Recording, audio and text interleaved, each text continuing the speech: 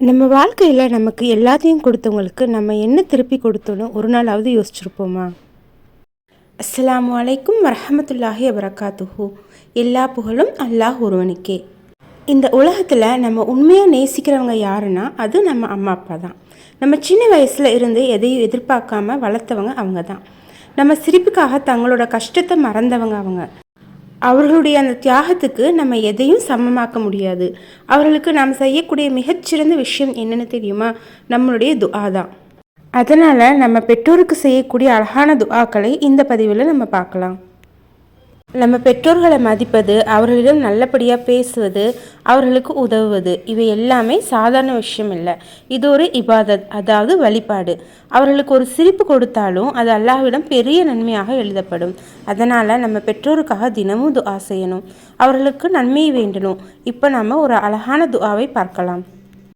அல்லாஹ்விடத்தில் நம்ம துஆ கேட்பதற்கான சில ஒழுக்கங்களை நபிகள் நாயகம் ஸல்லல்லாஹு அலைஹி வஸல்லம் அவர்கள் கற்றுக் கொடுத்துருக்காங்க. அது என்னவென்றால், நம்ம எப்போவுமே துஆ கேட்குறதுக்கு முன்னாடி அல்லாஹு தஆலாவை புகழ்ந்து நபிகள் நாயகம் ஸல்லல்லாஹு அலைஹி வஸல்லம் அவர்கள் மீது ஸலவாத் ஓதி தான் துஆ கேட்கணும். நம்ம துஆவுடைய முடிவில் நபிகள் நாயகம் ஸல்லல்லாஹு அலைஹி வஸல்லம் அவர்கள் மீது ஸலவாத் ஓத வேண்டும். அனைத்து புகழும் உலகங்களின் இறைவனான அல்லாஹுக்கே.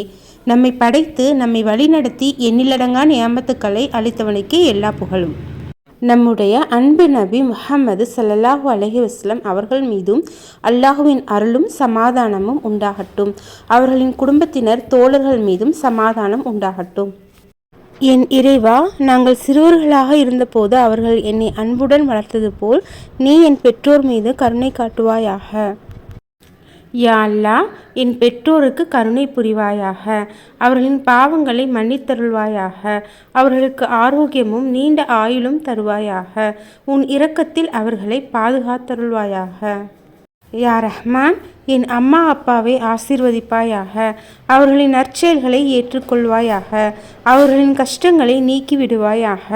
அவர்களுக்கு அமைதியான வாழ்க்கையை தருவாயாக. யா அல்லாஹ், என் பெற்றோரின் தவறுகளை மன்னிப்பாயாக. அவர்களுக்கு உன் அருள் நிறைந்த வாழ்வு தருவாயாக. அவர்களின் இதயங்களை அமைதியாக்குவாயாக. ஜன்னத்தில் உயர்ந்த இடம் அளிப்பாயாக. யா ரப், என் பெற்றோருக்கு நல்ல ஆரோக்கியம் தருவாயாக.